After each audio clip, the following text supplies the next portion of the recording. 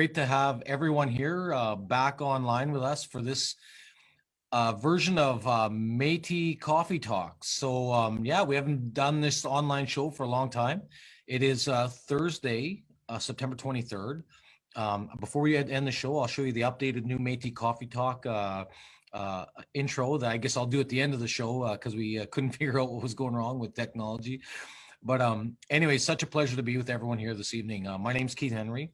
I'm the president of the BC Métis Federation. And, you know, I've got some great friends that are joining me today as we relaunch this online platform to basically provide news and stories and information for affecting our organization, our partner communities, and our members across British Columbia.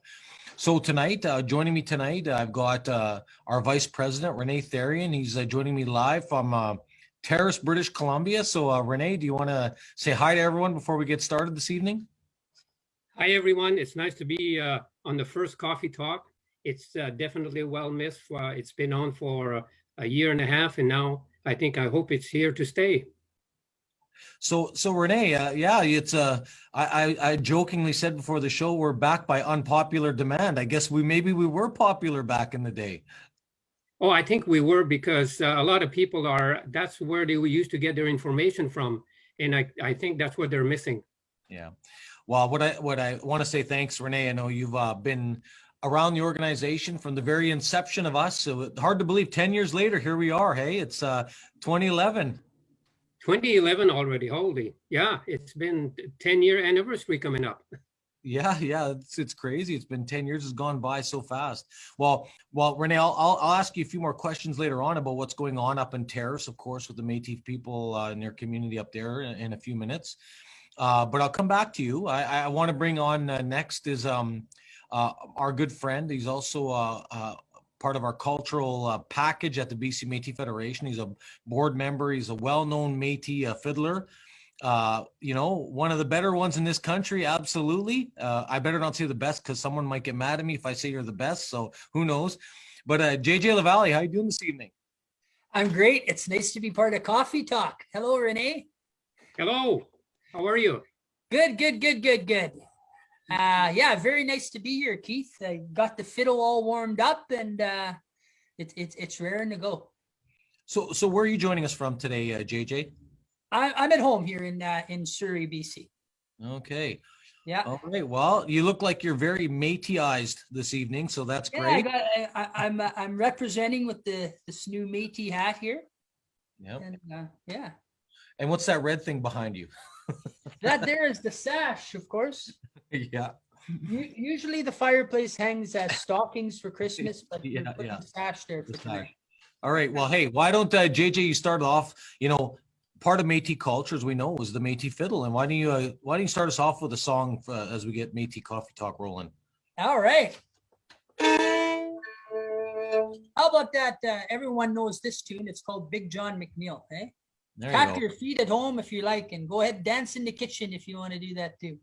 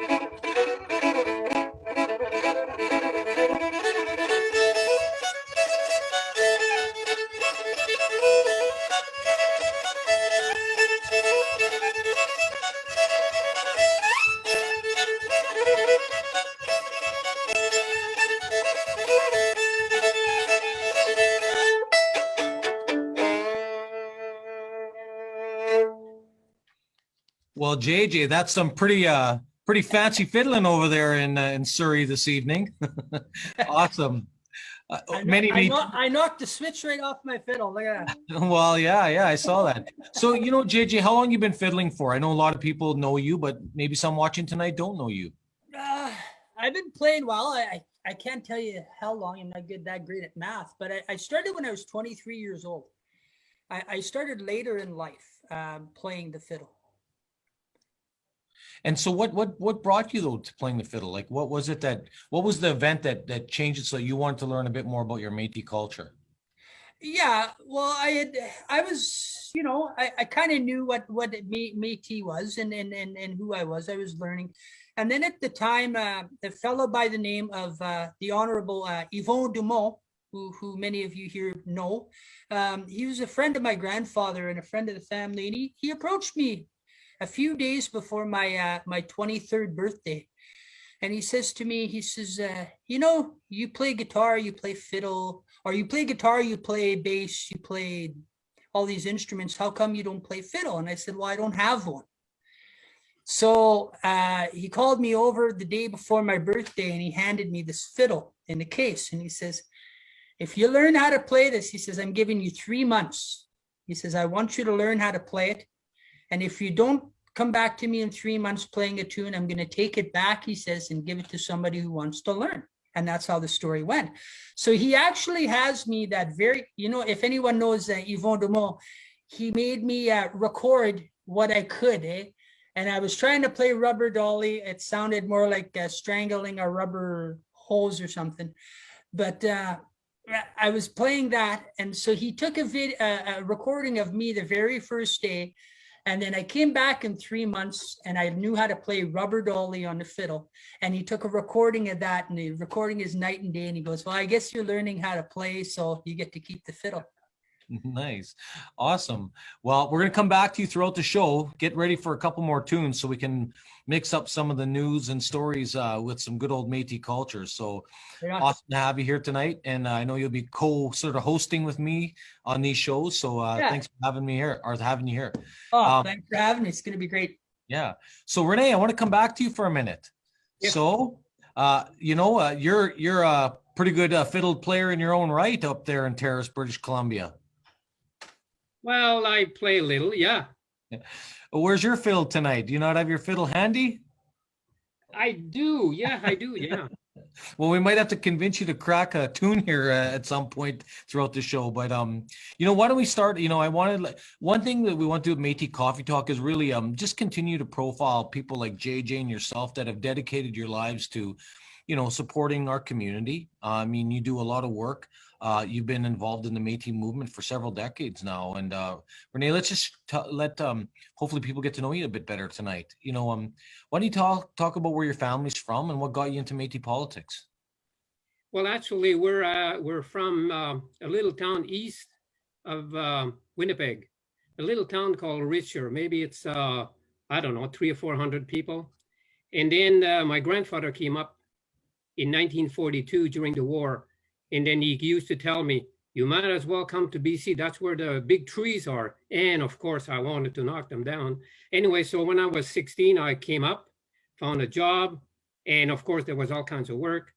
And then all of a sudden, when I was married, there was a fellow called Jody Pierce was in Terrace.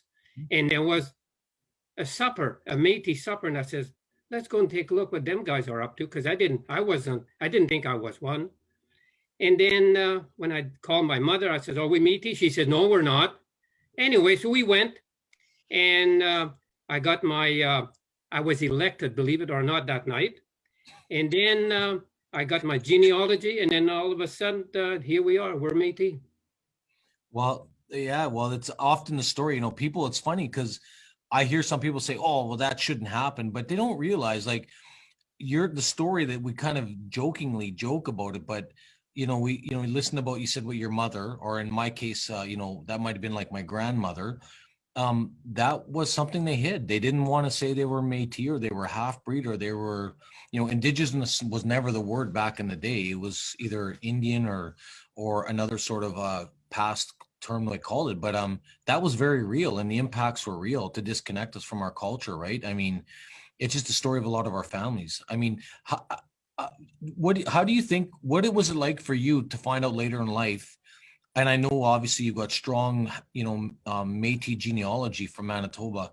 What was it like for you later in life to realize, oh, geez, I I didn't quite realize this. No, actually, yeah, exactly. My mother did say though, way back, that of course we are Métis, she says, but I didn't want to say too much because when she was younger, people used to make fun of the First Nation or Métis in them days, and she didn't want us to have the same problem that she had, and that's what was the reason why she didn't want to admit that she was Métis before that. Yeah.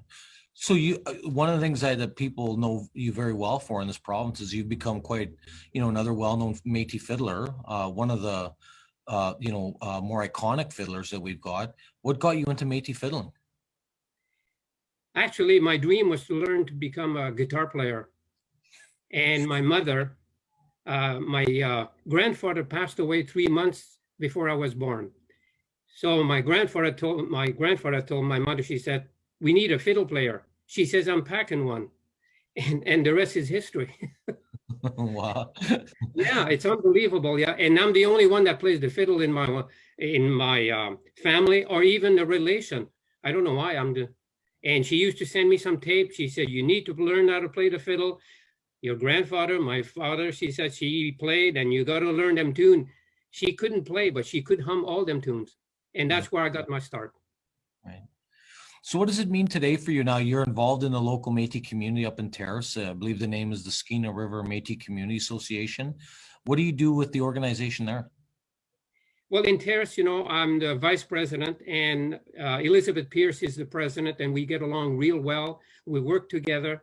Right now, it's a little harder now because of COVID. We can't meet as much as we used to. Now we got to use the phone, and the organizing is a little tougher. But yeah, we struggle a little bit, but we're doing well. But I have to say that I'd like to share something. I'd like to. I met the community after we came back from our meeting in Vancouver, and after sharing my report with, they were very excited, and they were actually expressed their appreciation for the hard work of the BCMF. So anyway, for COVID, a resource that really helps people around Terrace, and it's well needed. So no, we're doing well, and with the help and a little bit of BCMF that Terrace is supporting and working with, I think it's going to go well. Well, I appreciate that. And what's the cultural event you guys do in every August? What's the name of it for everyone again? Well, it used to be that the river. We used to have bluegrass sort of a festival, and it went for quite a few years, actually 5 or 6 years, and it was getting quite popular. And but with COVID, that sort of stopped it. Yeah. And now we can't meet as much as we used to, and it's actually it's a little harder to get together now. Yeah, well, I miss it. I miss we used to do, as our Vice President Therian, we used to do, as a federation, we did over our 10 years, we've done a lot of support for summer of culture events. And the last 2 years, you don't realize how much you miss it till these events aren't possible in the way they used to be, right? And I used to love coming up to Terrace every August. I used to work in a fishing trip and bring my son and right. Enjoying Métis culture and connecting with, Elizabeth and Roseanne and, so many of the local Métis families there. And I just really miss it. So we look forward to bringing that back with you guys when we can, right? I mean, that's the easiest way to say it. There are a lot of things I want to talk about tonight, and I'll get into some more shortly. And JJ, you get ready, because we're gonna need another song from you soon. But before we do that, I want to share with everyone, it's September 23rd.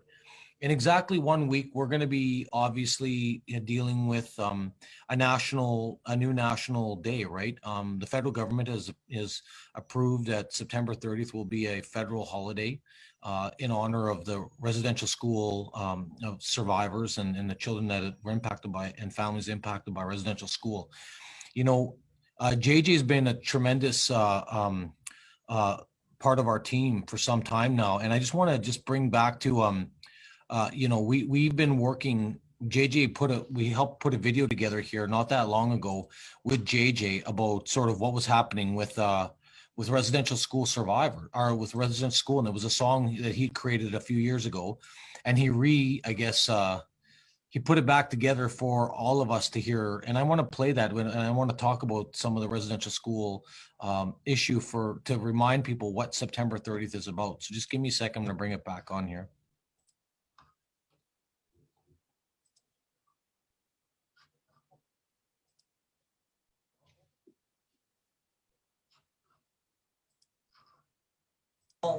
Of the lost voices in Kamloops and every single residential school across Canada.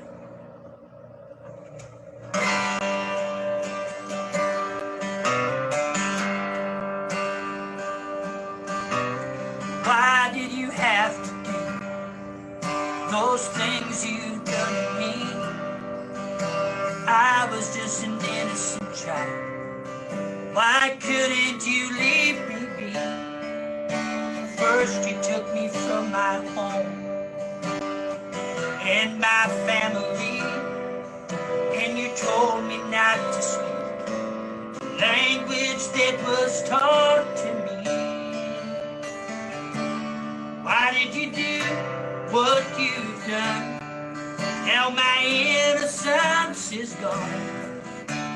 I won't ever get those years back now. Where do we go from here? What, why, when, where, how? The time for truth and reconciliation is now. Strip me of my clothes, cut off all my hair, covered me in light, and it burned me everywhere. You beat me if I didn't understand the words you said, and you forced me to sleep with one eye open when I went to bed. So why did you do what you've done? Now my innocence is gone. I won't ever get those years back now. Where do we go from here? What, why, when, where, how? The time for truth and reconciliation is now. Creator, keep us safe. Keep us all from harm. We got a long, long way to go, though we've come so far. So where do we go from here? What, why, when, where, how? The time for truth and reconciliation is now.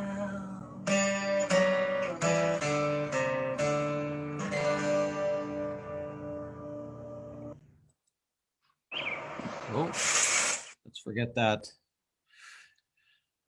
Anyways, yeah, that other video jumped in right away. So sorry about that, but I think very powerful video. And JJ, I just want to acknowledge you for that video. I know what was the backdrop of that song? I know you did produce that song a few years ago. What inspired you to do that song? Well, that song originally, see, as a songwriter, I've written songs where it's literally taken me 10 minutes, and I say it was creative thought. I was trying to write a song. And then there was songs that really, I can't explain where they come from. And a lot of songwriters and artists out there will understand this. But many years ago, Keith, you remember when the Truth and Reconciliation Committee was formed? I believe don't quote me on this, but I think it was when Stephen Harper, he apologized for Canada many, many years ago. I'd say about 10, 12 years ago, maybe. I had been sitting and I saw all this stuff coming out on the news and on the headlines. It was a headline back then. And it really hit me because Well, I couldn't, it hit me in a personal way, and it hit me in growing up in a Métis community and hearing stories throughout the years about things that had happened and people close to me and stuff that had went on.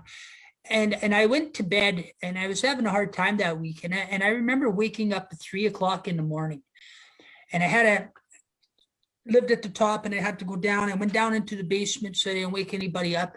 And I grabbed my guitar, and here I was on the floor at 3 o'clock in the morning, sitting on the floor with my, and all these words are flooding into me, and I'm writing it down.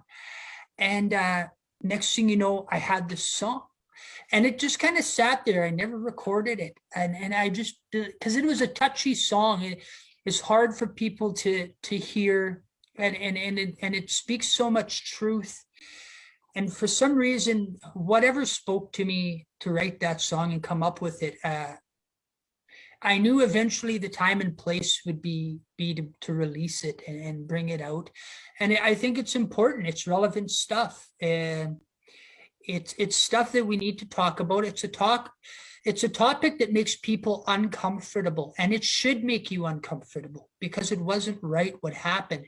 But if we can get through this as a people and talk about the uncomfortable topic and get past it, it helps us heal. We got to heal through this process. And I just hope that this song can play a small part in helping people heal through it. I've had some people messenger me, complete strangers. I've talked to members on the phone that just say, your song touched me. I can't believe you were talking about me. And that means that it is impacting people in a positive way. And that's all I could hope for with any kind of music. Yeah. Well, I really thank you for sharing that story, and it's one of the things that I reflect on. And just as one of the Métis leaders in BC, along with my colleagues, whether it's Renee or JJ or many of you, some of you watching tonight, I want to remind people as well, you can ask us questions on Facebook if you have any questions as we go through this or make any statements. I just want to read a few of them as well, JJ. I'm going to come to this shortly, just a second. I wanted to finish my thought. Do you see various reports out, right? And this residential school next week, September 30th, is so important. And it saddens me that we seem to have lost sight of how many children have been lost during the residential school impacts. And the thing is that I think a lot of people, as Métis people, we also had many of our families attend residential school, whether it was day school or some shipped out to various schools. And the current number that's out there, one of the numbers is, the TRC, the Truth and Reconciliation Report, estimated that there was roughly 3,213 children that passed away in residential school. Right now, they found tons, as we know. It's been in the media. It was when Kamloops first came out, we released that song again with JJ. But look how many more children have been, and how many bodies have been discovered at various residential school locations in the country so far, and this is growing. And you start to look at that top line number of roughly about 5,000 unmarked graves, and you ask yourself, how many of those were connected to some of our Métis ancestors? How many of those were also part of that? Because I know for a fact there was. In our various families, we know people that attended residential school. We don't know all necessarily the stories or negative impacts, but we need to find out. And it's disappointing to me so far in public Canadian consciousness that or in the media, there seems to be a disinterest. It's always focused on other issues, but this is quite when we talk about genocide, I don't think Canada's come to grips with understanding the truth of what that actually means. And this is what it means. These were bodies discarded, that they were unmarked graves. And if it would happen to anyone else in this world, I mean, we would hear a lot about it. So, I just want to say thanks, JJ. There's a reason why we're focusing on that to begin with today. Next week, some of our Métis communities in BC are also, taking their time to commemorate. And I just want to say on a personal level, I want to remind people, it's not a celebration day. It's not a day where you go partying. This is a day it's like Remembrance Day. It's you commemorate the lost little souls that were impacted by that. But JJ, I just want to let you know, people are watching. And, one of the comments here from Mr. Jerry Pilon, it was a wonderful song and very teary-eyed, but so much meaning in the words.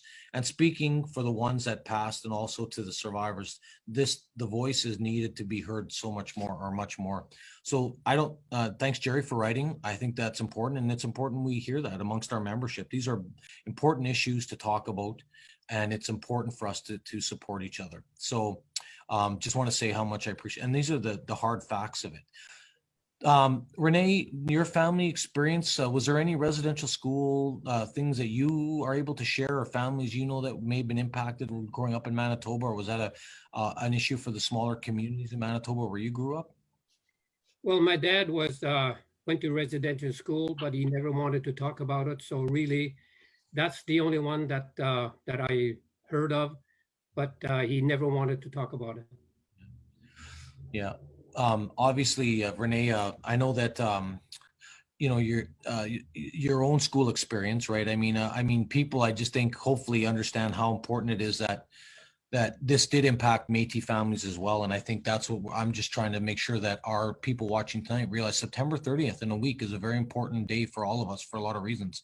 And I know Métis that feel that this is more of a First Nation issue, but it's not. It's a Métis issue as much as it is anyone's issue. So, but let's talk about how this does. Renee, do you know how the Orange Shirt Day started? Do you have an awareness of the history of that at all? No, I don't know, to be honest. Well, no worries. You know what? Because I think that's part of what I wanted to do tonight was help people understand, how did this start? Like, Orange Shirt became a movement in roughly 2013. And let me just share a little bit of history on this. Everyone's been moving towards this, and hopefully next Thursday, all of us are wearing our orange shirts. It was the legacy of the St. Joseph Mission Residential School commemoration project and reunion events that took place in Williams Lake, BC in May 2013. Orange Shirt Day is the vision of Alkali Lake Chief Fred Robbins, a survivor of residential school.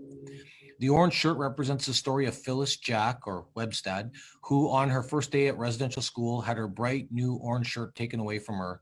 It was given her by her grandmother. She was 6 years old. So it was born out of a research project in 2013. It was a legacy design project. It was, it specifically came out of British Columbia, which is nice to see that it came out of the province here, I guess, for those that are watching in BC today.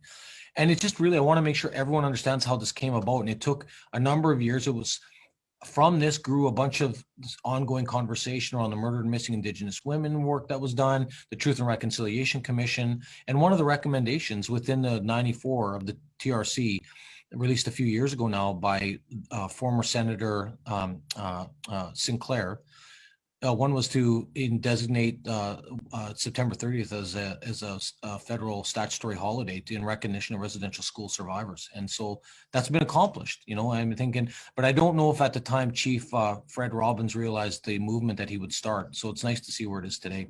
I don't want to spend too much more time on that, but I just want to say to all of you, next Thursday, we certainly encourage all of you to certainly, support how you can wear your orange shirt and help people understand in your networks and your families and everyone around you, why this is important to us and why it should be a day. I do want to acknowledge as well, there's one event that I want to specifically point to. I know that President from Clearwater, Cindy, is watching tonight, Cindy Wilgosh, from our colleagues at the Aboriginal Center in Clearwater, and this is one of the many events next week, and they're having an orange shirt, National Truth and Reconciliation Day, and Orange Shirt Day on Thursday, September 30th, 11 till 4. It's at the Dutch Lake Community Center Field, 209 Dutch Lake Road, Clearwater, BC. So they're inviting people. There's limited of 100 due to obviously the public health restrictions. It'll start at 11 o'clock, and it's certainly, they've got a number of events and sort of things to commemorate and remember and pay respect to the day that it is. We at the Federation are proud to support not only this event, but this is one of the events we're supporting with Cindy and in the Métis, one of our partner communities. I just want to say thank you, Cindy, for doing this work next week, and thank you for bringing more public recognition to that. As they say, every child does matter, including the connection to our current contemporary Métis children out there in the public watching. So just want to say thanks and good luck with your event next week. So now let's go to it's a pretty heavy subject. It's one that many people will reflect, but I'm gonna ask JJ, why don't you bring us back a little more fun and festive music, maybe? I don't know which one. You can decide. And Renee, do you have a fiddle you want to play at all this evening? I could probably try and scratch one. Yes. Well, we'll do it a little. You'll be you better get on deck here. You better get ready because we're gonna show people some fun music tonight. So JJ, over to you. All right. Let's call this. This is a tune I made. It's called Vive le Métif.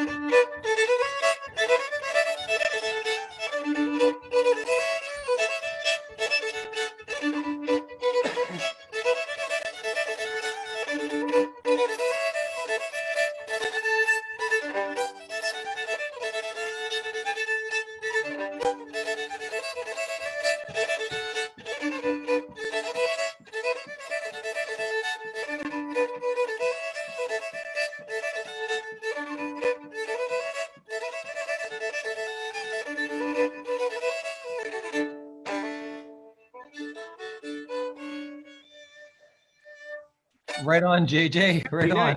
Very Yeah. nice. So that was called Viva le Métif. Vive le Métif. Vive le Métif. Okay, well, I better get that right. So let me ask you this, Renee. You're one of our best Métif. You're more the French Métif speaking, which is what I grew up with.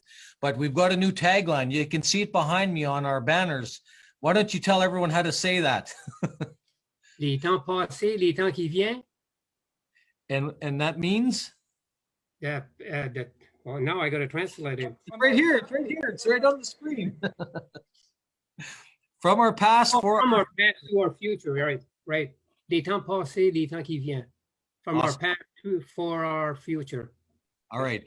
Well, I didn't want to turn this into a Métis fiddle contest, but I see the fiddle being brought up, Renee. So I heard a pretty good one from JJ. So we better see what you can do up there in Terrace, okay? Well, the one that I'm going to play that is my most request tune when I used to travel the bluegrass circuit there, and it's called Cajun Fiddle. Oh, All right. this is a good one.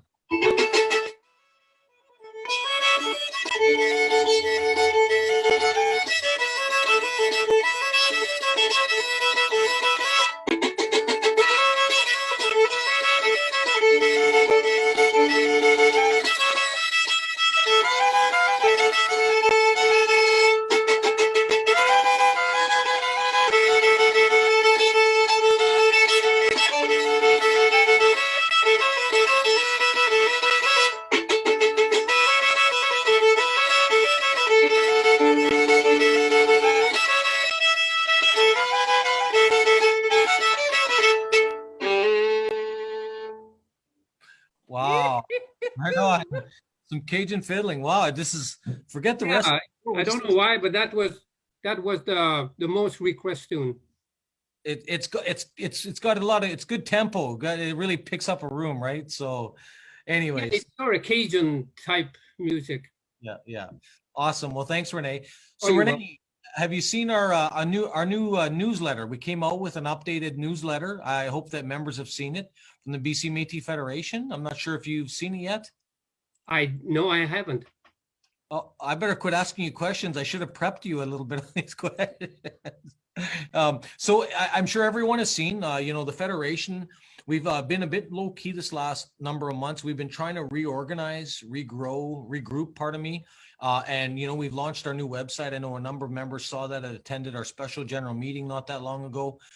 This is, we're very proud of our new website, but just this week we released the new monthly newsletter. And you go on our website. If you go on the home page, I was just there just to help you navigate our site again. Go on the home page. We put out sort of the top news stories. This is our new one, our newsletter. and certainly you can go here and download. We want the communities to feel that they can download this, print it off, and and give it out to their members at local community meetings, of course. I have to say though, we're really proud of the work we've been doing. We've been really putting our nose to the grind. We've been delivering a number of projects, a lot of COVID support for our members, very important. But membership has grown over 227% over last year, this year. So I think people being at home has helped them be a little more focused on getting their membership in. So we've really seen a substantial increase. We've been introducing in our newsletter a little bit we call board member minute. So that's why, Renee, we wanted you to be on the show today. We were, reminding our members of who their leadership are, that we elect our board every 2 years. We'll have an election. We have an AGM coming up soon, but it won't be an election year. The election is next year in 2022. So I just wanted to make sure members know about the different board members. We've really organized. We've had a lot of operational changes in the organization, new roles, new responsibilities. We've expanded. So JJ's taken on the role of culture and community coordinator. We want our partner communities to reach out to us, let us know what JJ can do, whether it's, JJ, I know you're working on some big plans to work with the communities. And our partner, maybe share a little bit about, not too much because we're still sorting it out, but some ideas of what you're going to be doing in that role. Yeah, thanks, Keith. Yeah, we're really excited. I've been talking with some of our partner communities through this whole pandemic here and with our planning. And we really want to engage the community members, and we want to bring them as part. It's going to be basically revitalizing our culture in these communities, and we're going to try and do that through music, definitely. And I me, I'm a strong advocate for music. I mean, every day people get up and 90% of the population get in their vehicle and they turn on their radio, and what's on the radio is music, and music, especially with the Métis people, it has been our godsend in many ways. It's kept our people alive through these hardships. So we want to revitalize that fiddle. So if you don't mind, I can talk about a little bit. We are planning on bringing some fiddle lessons. We're hoping that takes off. We're going to talk to our members. I've spoken with several members, key leaders in the communities, and they're going to be talking to their membership in the area and see if there's a growing interest. And I did speak to Elizabeth. Elizabeth said that she's quite sure there's going to be a strong following. People would really want to do that, especially now people are stuck at home with COVID, and we're going to try and accommodate, rather it be on the ground in the community or directly via Zoom. So that's just one of the ideas, and there's more than one. Music is just a large part of our culture, but there's also, we want to incorporate other things like recipes. Some of our members have said, can we do recipe sharing? Can we come up with maybe a community garden? Can we talk about weaving and sashing? And so there's so many ideas that we want to bring together and talk with the community leaders and say, on an individual basis, what does your community need? What's the consensus, and what can we bring, and how can we share our resources, and how can we help to bring your needs and your wants to your community? And we want to incorporate the music, right back to the music again. We want to incorporate that because that's what brings people together. And Rennie, you and I'm not calling us old, but we're not getting any younger.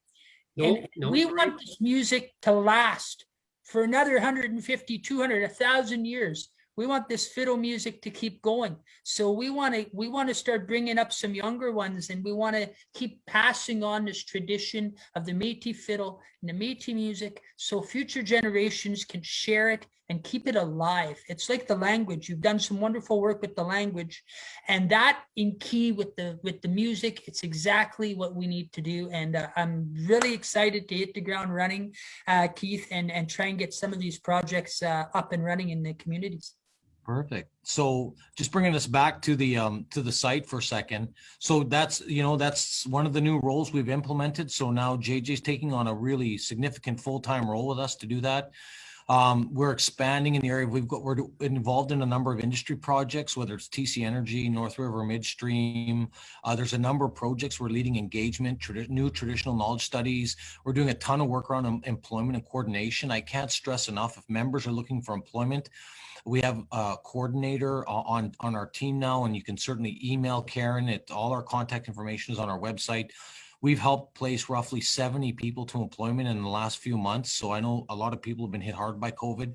We want to remind people that we have these supportive services out there. We're doing a lot of work in the area of new partnerships and procurement for economic development, and we've been very successful in this last little while. And if you choose to attend our annual general meeting coming up soon, you'll get a lot more insights into that. I won't get into that tonight. We've advanced our research department. We're one of the only Métis organization doing extensive research on the ground for British Columbia Métis.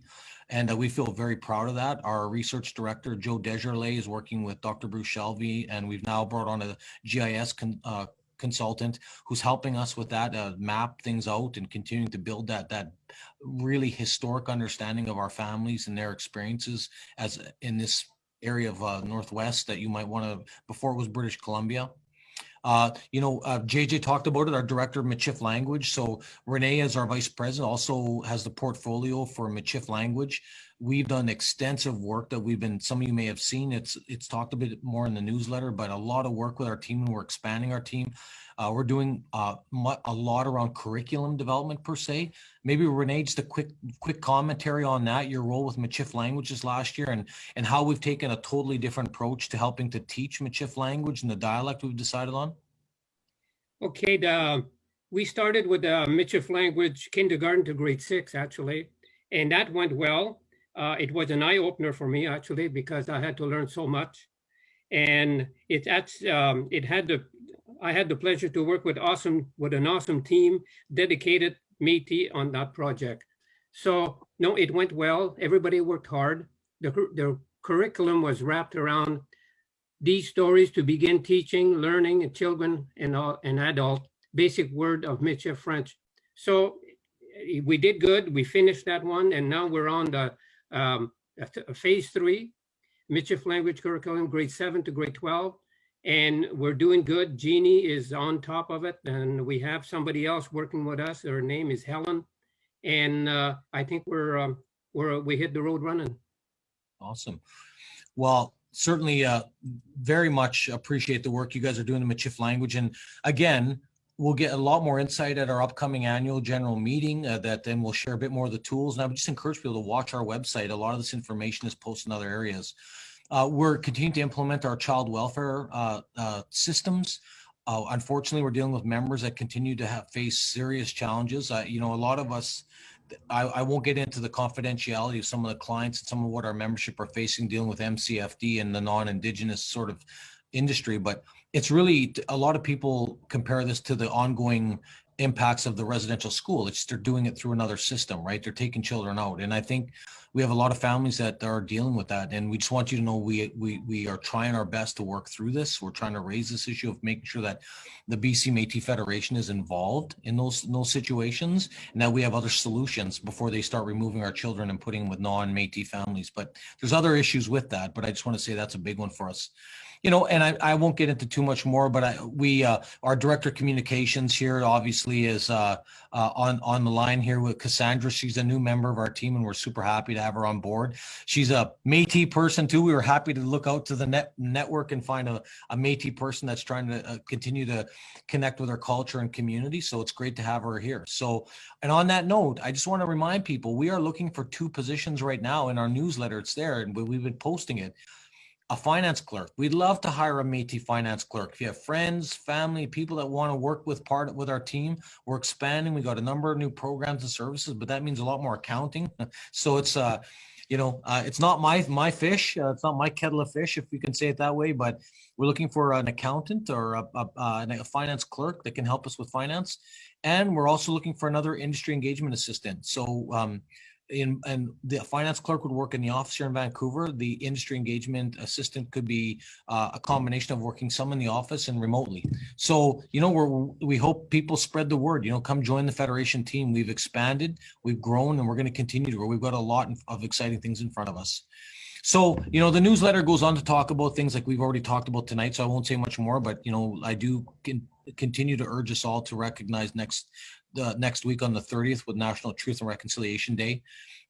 We did talk in the newsletter a little about some of the success in procurement and the industry engagement update we have.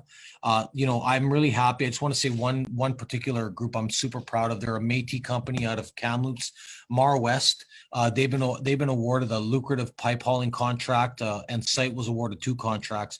These are contracts that the Federation, through our various engagement agreements with certain industry partners, helped secure. We're very proud of that. It's going to lead to major opportunities and new jobs for some of the local Métis people there, and we continue to do that kind of work quietly behind the scenes. So very excited. I know some of you may or may not realize all the other work we're doing, but anyways, I do want to as well remind people, if you have friends and family, we are going out and we've been continuing to do what we call these job and procurement fairs. So the next one will be next week on Monday, September 27th from 7 till 9 at the Prestige Hotel in Cranbrook. So if you got Métis friends and family that want to come out, we're looking for people to promote employment and procurement opportunities. So that's contracts, business on the business side. And then on Tuesday, September 28th, our team will be in Creston. So September 27th in Cranbrook, September 28th in Creston. And, you'll get out and meet our team, whether it's Greg, Taylor, Karen, or Sherry from the office. We're going to have people there. And just remember, ideally, what we really want you to do is register in advance. And the reason why that is because we got to meet COVID requirements with public health and these kind of gatherings.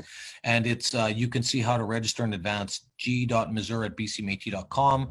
You can give them a call at 778-363-3847.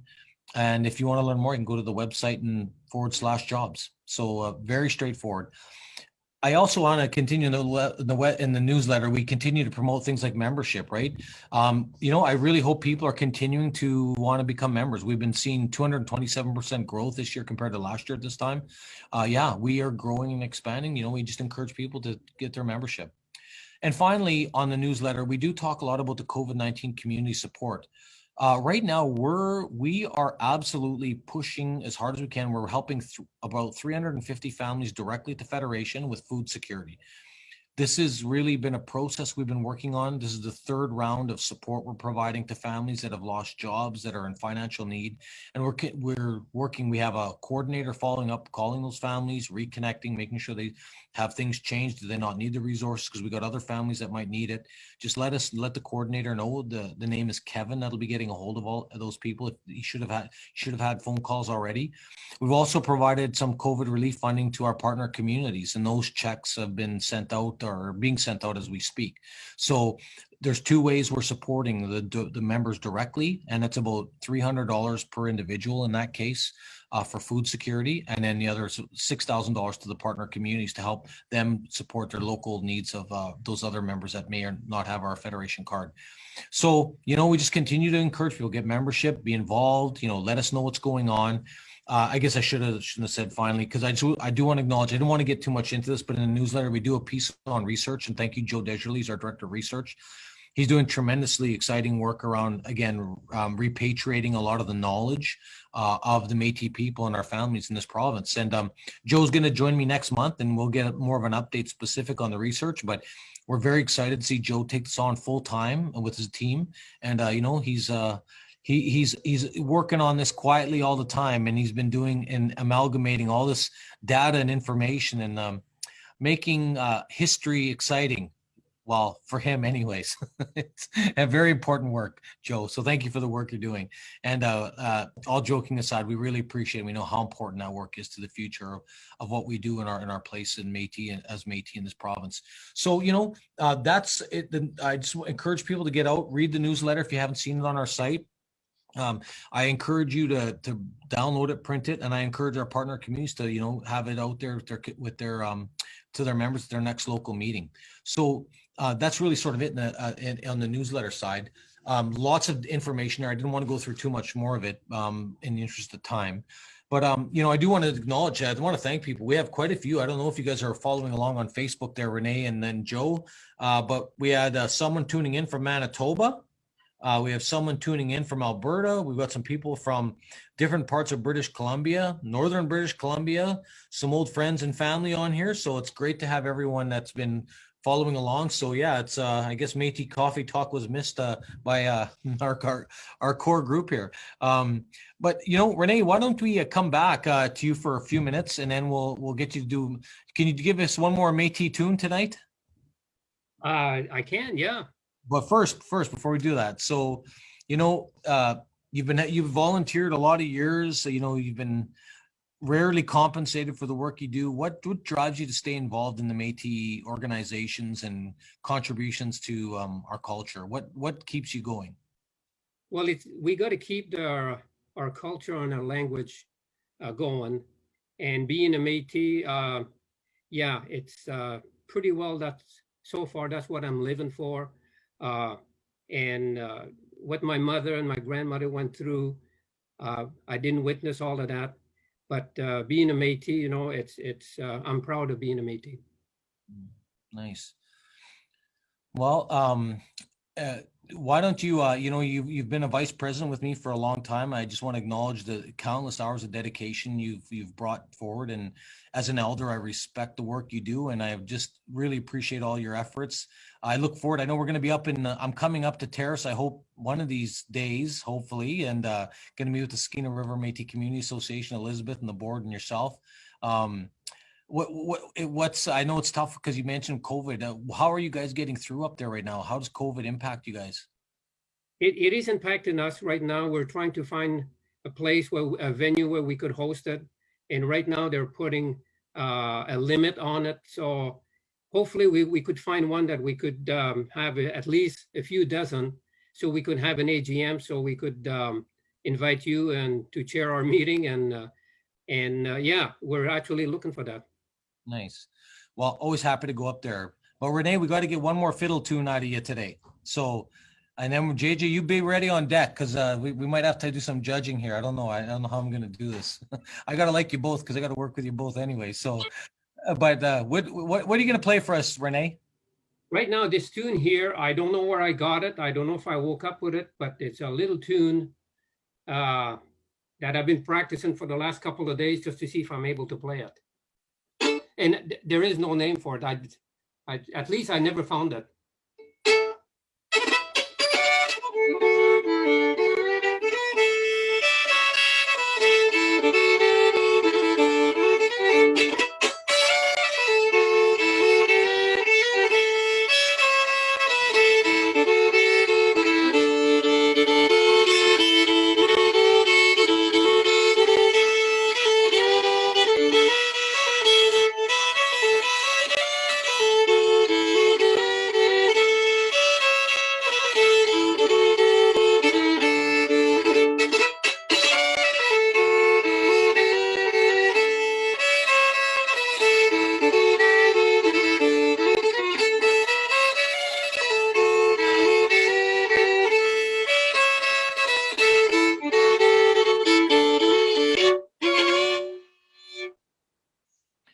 Well, thank you, Renee. And Renee, I hope you'll come back and join me on a future show, okay?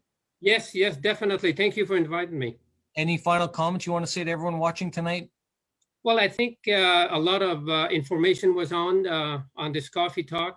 And anytime I share fiddle tunes with JJ, it's always a good day. Yeah, awesome. That's great. Well, thanks, Renee. Really awesome tune. And just for the record, Renee, I always find it fascinating. You don't read notes, you just play by ear, right? By ear, yes. Yeah, my grandfather was the same way. And it's funny, when I went to school, they tried to think I was going to be a musician, and I started learning music as a kid. I couldn't read notes, but I could play it if I heard it, right? And I find that awesome. So many Métis fiddlers I meet like you, they don't read a stitch of it off a sheet. They just go by sound and that tempo, right? You just naturally pick it up.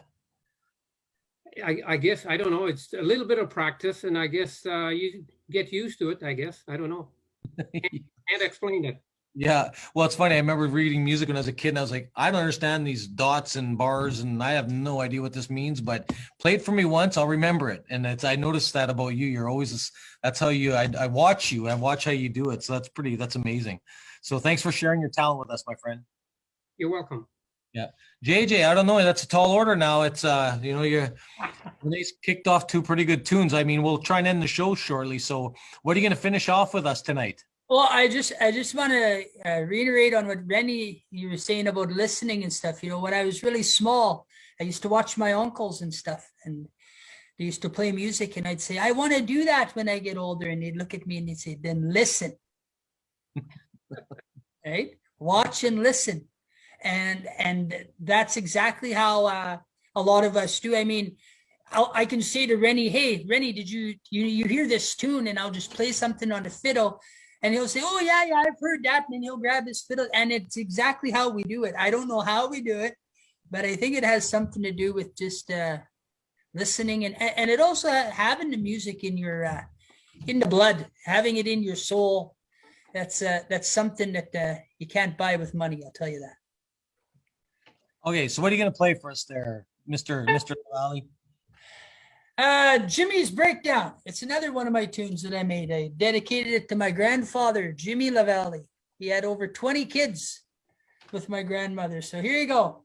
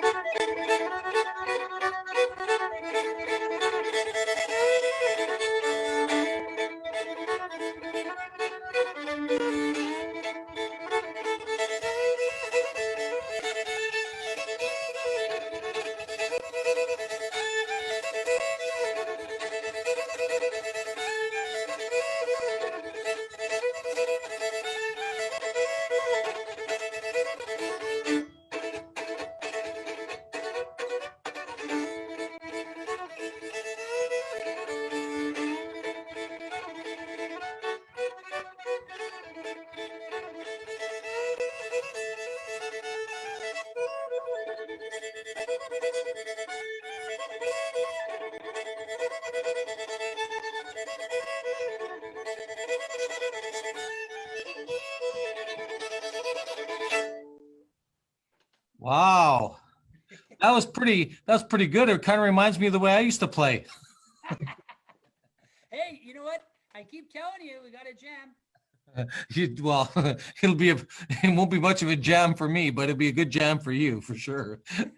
Awesome. That was amazing, buddy. So, thanks, JJ. I know it's been an hour, so I just want to look, everyone, we're really happy to be back. We're committed to doing the show once a month.